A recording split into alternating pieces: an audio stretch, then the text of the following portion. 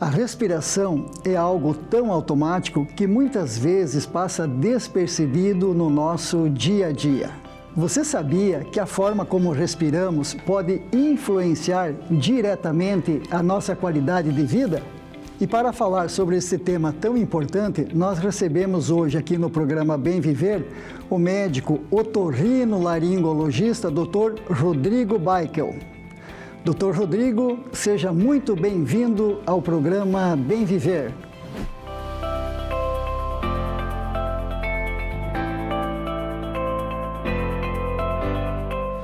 Como falamos na abertura, nós hoje temos aqui um convidado super especial. Nós vamos conversar com o Dr. Rodrigo Baikel, ele que é médico otorrinolaringologista e vai falar aí para nós sobre respiração, qualidade de vida e bem-estar. Dr. Rodrigo, seja muito bem-vindo ao programa Bem Viver. Muito obrigado, Maurício, meu amigo, né? Já de congresso que não era da área da saúde, a gente fez uma amizade muito legal lá. Eu sou o Rodrigo Baikel, otorrino em Novo Hamburgo, eu trabalho na minha clínica particular e estou aqui para poder levar informações para você, porque nós como médicos, eu acredito que temos uma obrigação social. Poder propagar saúde. Rodrigo, eu quero que você diga para as pessoas que estão nos assistindo qual a importância que tem a respiração na vida das pessoas. Como eu sempre falo, boa pergunta, Maurício, para as pessoas até prestarem atenção nisso. Eu sempre falo uma coisa simples que as pessoas não sabem ou não percebem. Nós somos respiradores nasais.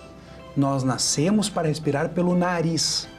Então, desde o primeiro minuto, uma das coisas mais difíceis que acontece com o ser humano é o nascimento, onde tu está dentro da barriga da mamãe, dentro do útero, com líquido quentinho, tu recebe comida pelo cordão umbilical, tu recebe o sangue oxigenado pelo cordão umbilical e aí tá tudo bem. Cara, tu vem ao mundo, a primeira coisa que tu tem que fazer é respirar. Então tu tem que ter uma via aérea bem formada, porque uma via aérea com problemas, muitas vezes ela é incompatível com a vida. Então a respiração nasal faz parte da vida e da formação do ser humano. E por que é tão importante respirar pelo nariz e não respirar pela boca, como nós vemos normalmente que a grande maioria das pessoas, infelizmente, respira pela boca ou tem uma respiração mista? Como na nossa evolução nós fomos desenvolvidos para uma respiração nasal, o nosso corpo vai ter que se desenvolver relacionado ao que nós fomos preparados. Esquecendo fatores genéticos, do que a gente foi preparado para respirar pelo nariz. Então, as pessoas que não respiram bem pelo nariz, elas, desde a infância, começam a acarretar muitos problemas. Desde anatômicos, que eu posso citar, e desde o desenvolvimento do intelecto. Porque criança que não dorme bem, não desenvolve bem. E adulto que não dorme bem, ele não rende bem no seu dia. E se tu quiseres, Maurício, eu volto e falo de algumas coisas, causas anatômicas, que eu sei que tu trabalha com isso também, e que isso também ajuda para as pessoas entenderem a importância do teu trabalho. Sim, olha só, Rodrigo, que interessante. Se nós pegarmos a importância, analisarmos a importância da respiração nasal, se nós olharmos lá na Bíblia, que olhando pelo lado histórico da Bíblia, né, já está escrito lá que Deus fez, em sentido figurativo, o mundo, né? E fez o homem à sua imagem e semelhança. E fez um bonequinho de barro e soprou nas suas narinas. Então nós sabemos que a importância da respiração, do oxigênio, é muito importante para a vida das pessoas.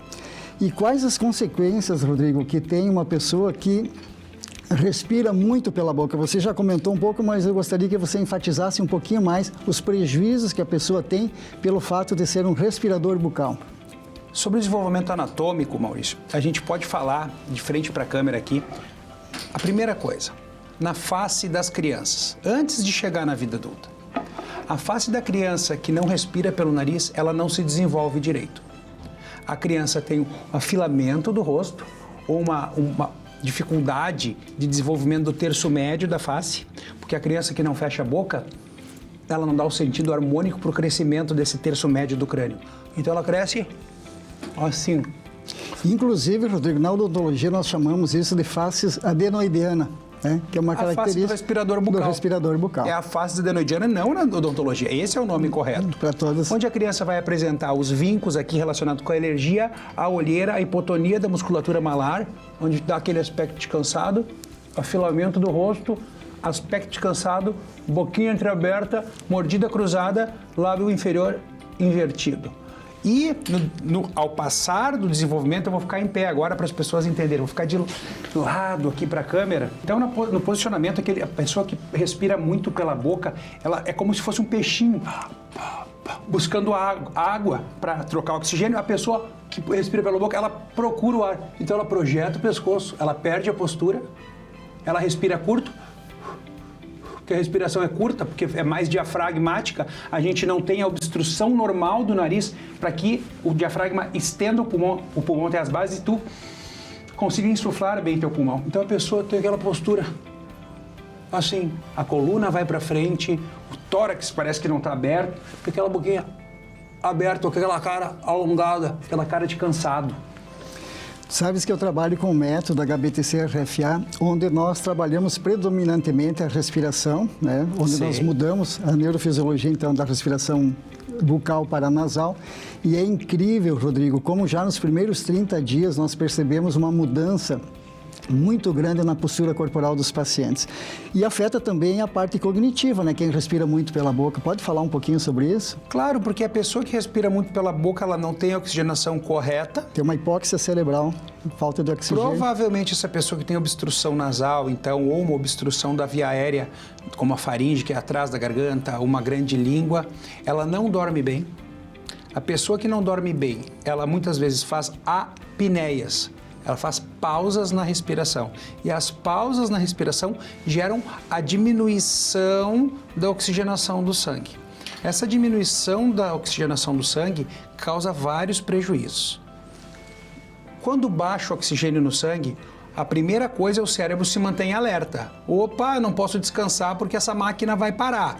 Então, eu não libero direito o hormônio para descansar e eu não consigo descansar porque meu cérebro ficou em alerta trabalhando por mim.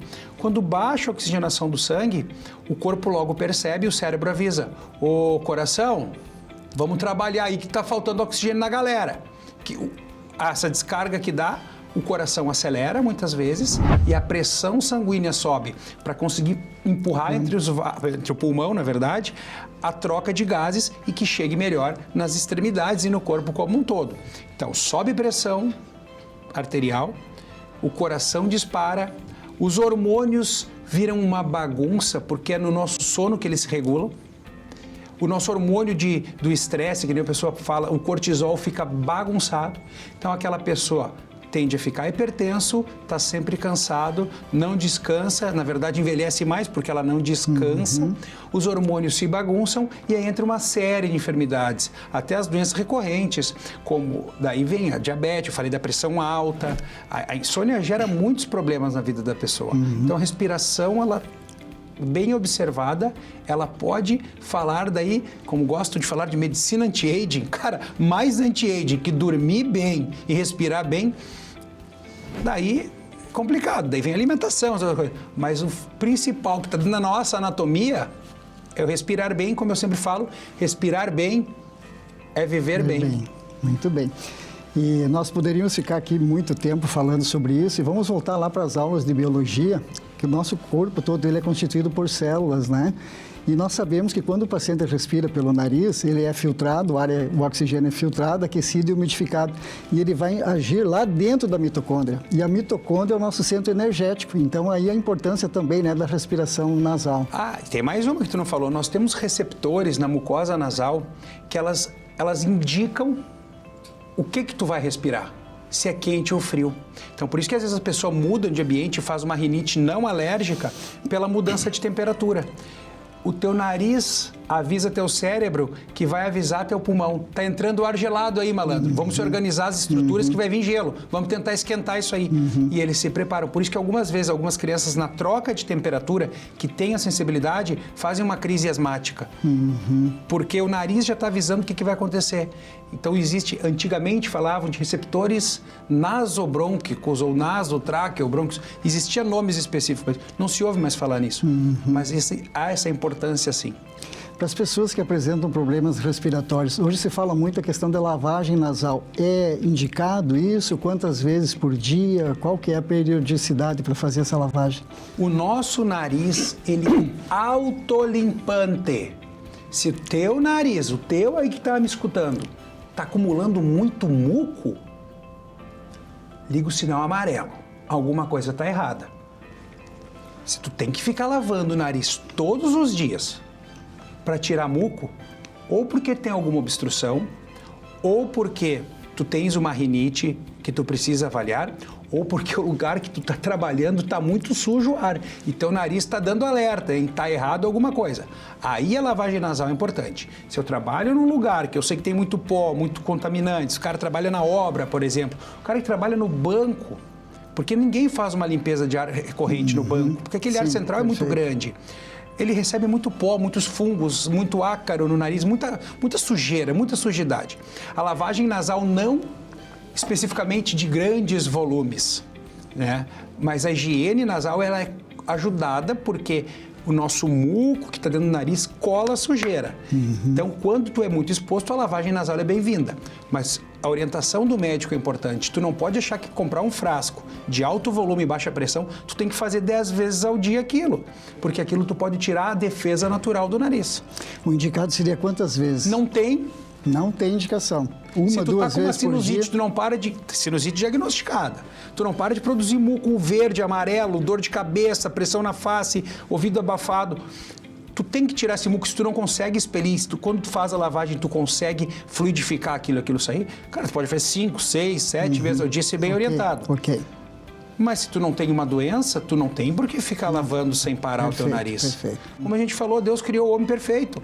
Então, a lavagem ela é indicada quando existem problemas. Então, por isso que a consulta médica, para esse caso, ela é mandatória, porque o cara diz, olha, meu amigo, é assim, quem sabe tu dá uma lavadinha todo dia, assim, assado, volta aqui daqui uns dias, vamos ver se tu melhorou. E daqui a pouco o cara melhora lavando o nariz uma vez ao dia, não precisa mais remédio nenhum. Entre aspas, o soro é água, só que é uma água com consideração certa. Tu melhora a vida do cara. É que a indicação, em princípio, seria, porque eu fui um respirador bucal e normalmente eu indico, inclusive para os meus pacientes, porque a grande maioria são respiradores bucais. E quem é respirador bucal acaba formando muco. Então eu oriento, você tem que fazer a lavagem, é lógico que depois que melhorar não tem mais necessidade. O nariz se acerta. O batimento ciliar do organismo, ele se reajusta, né? Ele se reorganiza. O nosso nariz existem como se fosse não. A mucosa cilíndrica ciliada que cobre a nossa mucosa do nariz, que vai para a árvore respiratória, ela existe como se fosse milionésimos de cílios, cabelinhos. Em cima desses cabelinhos existem duas lâminas. Mas vamos falar mais da parte, tem a sol e a gel, que aquilo ali é como se fosse uma autopista. A nossa limpeza do nariz, ela está fazendo sempre assim, ó, para trás, para trás, para trás. Só que se acumula muito muco em cima, ou se tu tá muito inflamado e incha essa mucosa, esses cabelinhos, esses cílios não conseguem fazer a autolimpeza sozinho. E aí a lavagem nasal ela se torna corroborativa para a organização do que Deus criou. O nosso bueiro, a nossa garganta. Perfeito, perfeito. Muito interessante. Hoje em dia, Rodrigo, as pessoas trabalham muito em ambientes fechados, né? Você já até comentou um pouco. Quem trabalha em ambiente fechado, qual que é a utilidade, quais os benefícios que tem do ar-condicionado ou do ventilador e quando que eles deveriam ser usados? Dos alérgenos que esse ventilador pode te trazer, te jogar, tu coloca um ventilador no canto de uma sala, todas as sujeiras que estão no ambiente, esse ventilador vai fazer um turbo para tua cara e tu vai respirar essa sujeirada toda. Então, quando a gente está falando de ventilador ou ar-condicionado, se bem limpo, criatura, se bem limpo o ar-condicionado, com manutenção direitinha, limpa o filtrinho, chamado a pessoa especializada para limpar todo o radial do trocador de calor ali dentro, o ar-condicionado, tecnicamente, ele é melhor que o ventilador, porque ele tem capacidade de filtrar um pouco o ar e ele geralmente não é direto no teu rosto. Que o ventilador, muitas vezes, a pessoa joga para ti. para te refrescar. Ai, que ventinho bom. Dificilmente alguém mira o ar-condicionado para o peito, aquele ar gelado, e fica esperando. Então, dentro de um ambiente, o ar-condicionado, se bem organizado, a higiene dele, ele é superior ao simples ventilador. Muito bem. E para quem não tem condições de adquirir um ar-condicionado, existe alguma técnica, alguma dica para usar da melhor maneira o ventilador? A melhor maneira de usar o ventilador, gente, é usar o ventilador limpo. Porque todo ventilador, todo não, é uma bobagem que eu falei, mas a maioria dos ventiladores tu consegue tirar a capa dele e limpar as hélices. Então, se tu notar naquele momento que a hélice já está fazendo um marronzinho, aquilo ali é pó que ela está cortando no ar e está jogando para ti. E já é sinal que teu ambiente onde tu vive existe muito pó. Então, limpar o ventilador, limpar as hélices, seria uma maneira de conservar a tua saúde nasal. Não que seja melhor, mas é o que temos para o momento. Muito bem, então o segredo aí, a dica é fechar a boca, respirar pelo nariz e manter uma boa higiene dos aparelhos, tanto do ar-condicionado quanto do ventilador. E mantendo uma boa higiene do ar-condicionado e do ventilador, se tu conseguires ter uma boa higiene nasal, de que ele funcione normal, tu vai começar a fazer a higiene do sono, onde tu vai conseguir dormir melhor também. Muito bem. Rodrigo, diga para nós, assim, quais são os problemas respiratórios que têm mais frequência hoje na tua clínica? É que cada um molda a sua clínica, Maurício, do jeito que é. Eu tenho um pensamento e um passar dos anos já voltado para uma clínica cirúrgica. As pessoas me procuram já no estágio final. Mas na área da otorrino, por exemplo, quais são os problemas mais frequentes? O problema mais comum agora, vai começar na mudança de tempo, são os resfriados. Que as mães odeiam, que falam, o pediatra me falou que é virose. Mamãe, como é que ele vai fazer um teste de suave no nariz, pedir teste de exame para daqui 21 dias tu ter resultado? Não, é virose, é um vírus, tu só não consegue identificar qual, mas pelos sintomas mais leves, pela secreção nasal, pela tosse, congestão, tu consegue identificar que é uma manifestação inflamatória de um vírus. Então, esse momento começa a brigar pela troca de temperatura, as viroses, que são os vírus que circulam por aí, seja qualquer resfriado comum, a gripe que vai, a vacinação já está em voga aí, e as rinites. E as rinites envolvem um abrangente gigantesco de coisas, porque tem a rinite alérgica, a rinite não alérgica, e dentro das não alérgicas daí tem a sazonal, a gustativa, a do idoso, a da gestante, e aí tem a rinite que vira infecção, que vira uma rinocinusite, a partir de uma inflamação da mucosa do nariz. Muito bem. E essas enfermidades, normalmente, elas atacam mais as pessoas que são respiradoras bucais. Existe alguma pesquisa, alguma estatística de quem, por exemplo, pega mais resfriado, quem respira pelo nariz do que quem respira pela boca? Não existe isso, porque eu toquei no ponto das crianças, né? O que pega mais é quem está preso dentro de uma sala fechada, trocando as suas comunidades, como eu falo. Porque como trocando as suas comunidades, Rodrigo? Tu, a tua esposa e teu meio de convívio tem seus bichos normal e tá tudo bem. Eu, com a minha família, minhas filhas, eu tenho os meus. O pessoal aqui que está gravando tem os deles. E se nós pegarmos essas crianças e jogar tudo dentro de uma sala fechada, tu talvez não tenha defesa para o meu, o outro amiguinho não tem defesa para o meu, e isso vai se propagando. E isso vai girando. E aí aumenta a proliferação, por quê? As turminhas não tem, vai deixar no frio agora na rua, quando começar a ficar frio, é pouca ventilação dentro da sala. E a gente sabe, né? A criança pega um brinquedo, bota na boca, bota na outra, tosse na cara de um, passa o ranho na cara do outro, e assim vai. Então, não existe de quem respira mais ou menos. Talvez para adultos, sim. Sim, porque tu inflama menos a via aérea. A respiração bucal te deixa a faringe, a boca faz uma mucosite leve, faz uma faringite contínua, uma microinflamação contínua. Então te deixa mais predisposto o corpo, os bichos que vierem lutar contigo, atacarem o lugar que já está doente. Muito bem. Então, o adulto vai para esse caminho, as crianças a gente pode, claro. Respirador bucal vive mais doente porque uma série de coisas. Mas é difícil. Baixa imunidade também, né? Imunidade mais baixa. Você falando agora, eu recordei da minha mãe, da minha falecida mãe, que eu recordo que quando nós acordávamos de manhã, éramos crianças, ela chegava no quarto e abria a janela, né, para ventilar a casa, para entrar o sol. E hoje, com as novas tecnologias, o próprio ar-condicionado, os ambientes são mais fechados, né? Então a proliferação também dessas bactérias dos vírus é bem maior também. E não podemos esquecer dos fungos também. Dos fungos. Porque as pessoas, estou usando muito o ar-condicionado, doutor Rodrigo. Que tal usar o umidificador? Vamos lá.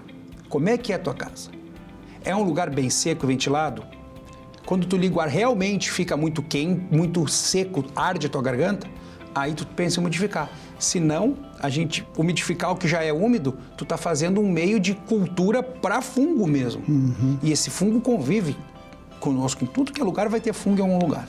E o segredo aí é respirar pelo nariz, porque quando respira pelo nariz, ele já umidifica, né? Umidifica, aquece, retém macropartículas, que é o filtro que tu fala, e ele prepara para descer para a traqueia, para os brônquios, bronquíolos e alvéolos. E mais os receptores que já dão um sinal de como esse ar está vindo, para te preparar para que defesa tu vai fazer para aquele ar. Doutor Rodrigo, para quem está nos acompanhando agora, quando que uma mãe ou quando que uma pessoa deve procurar um médico otorrino que está... Ou ele faz um tratamento por conta própria, mas quais os sinais que ele deve procurar um especialista? Mas a pergunta é como é que a pessoa vai fazer tratamento por conta própria se ela nem sabe o que ela tem? A não ser que ela estudou no Dr. IA, Dr. Google, daí ela vai por um caminho. Mas qual é o sintoma, assim, quando tem esse sintoma, procure um médico, um especialista. Na verdade, se tu tem tido problemas, tu deve consultar com o médico. Não é uma campanha para a medicina, é uma campanha pró-saúde. É uma campanha tecnicamente contra pró-balcão de farmácia.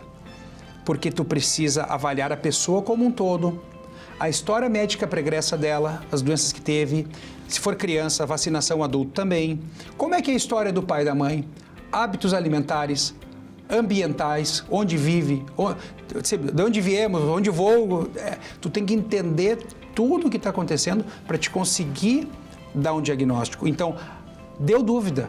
E se tu tiveres possibilidade, consulte com o médico, seja no teu postinho mais próximo, seja numa UPA, seja num médico particular, seja no médico do teu convênio, e que seja o clínico geral para abrir essa ideia, essa porta. Tu precisa do exame físico para dizer, trata-se, traçado. Então não existe, deve consultar. Não sei, cara, se a pessoa está com dúvida é porque ela deve. Ela está achando que está alguma coisa errada. Muito bem, então pelo que eu percebi aí, você é um dos médicos daqueles que dá uma total atenção ao paciente, que quer saber do histórico do paciente.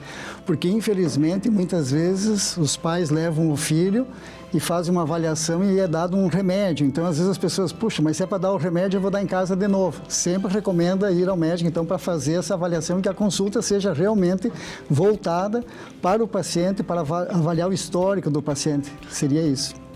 Cada um é um, Maurício. Então, a gente não pode dizer que a receita A é igualzinha para o fulaninho do lado. Talvez a receita para o fulaninho do lado seja A,1. Seja quase igual. Exatamente. Mas tu tem embasamento científico, porque tu estudou aquilo, porque tu avaliou a pessoa, tu examinou a pessoa e tu acha que aquele é o melhor caminho. Nem sempre a receita de bolo que tu faça sempre igual, dá igual, porque tu muda a safra da farinha, às vezes já não dá mais certo. Perfeito, perfeito. Muito bem. Agora, pessoal, nós vamos para o nosso quadro Mito ou Verdade.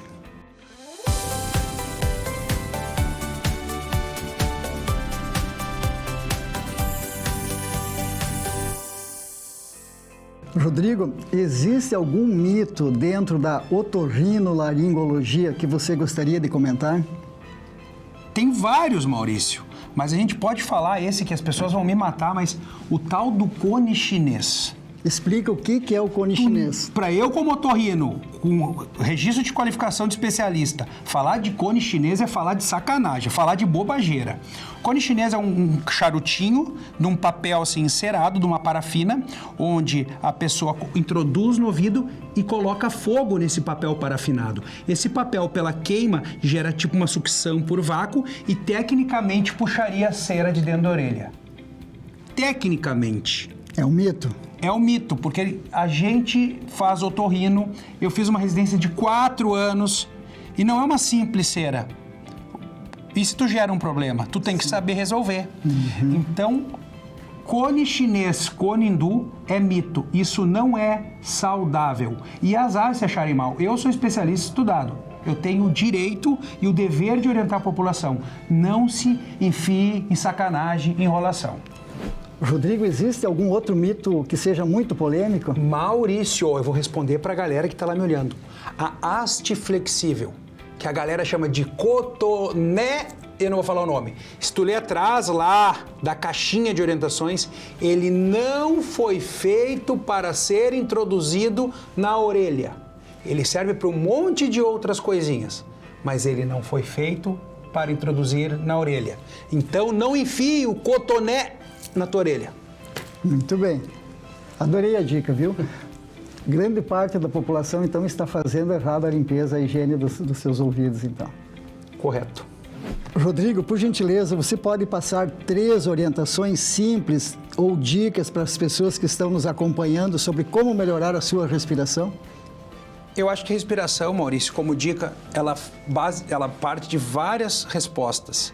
Mas a higiene ambiental, tu não pode viver num muquifo, que nem a gente fala assim, né? Uma casa toda suja, cheia de pó, cheia de fungo. A primeira coisa é a higiene ambiental. Essa é a primeira dica.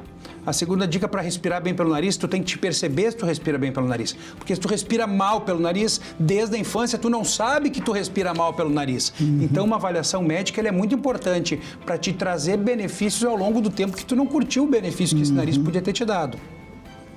Essa é a segunda. E a terceira, como orientação, eu acho que faz parte do nariz, sim, gente. Faz parte como um todo.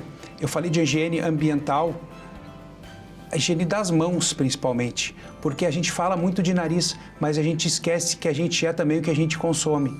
Então, onde a gente toca, muitas vezes a gente traz para dentro do corpo. E aí a gente está trazendo muita sujeira também. E assim, pessoal, nós encerramos então esse episódio onde nós conversamos com o Dr. Rodrigo Biok sobre questões respiratórias. As vantagens e desvantagens que nós temos quando nós somos respiradores bucais e ou respiradores nasais, prevalecendo sempre a respiração nasal, que com certeza nós vamos ter mais qualidade de vida, mais saúde e mais bem-estar. Lembrando sempre, pessoal, que bem viver é respirar bem pelo nariz. Até o próximo episódio. Tchau!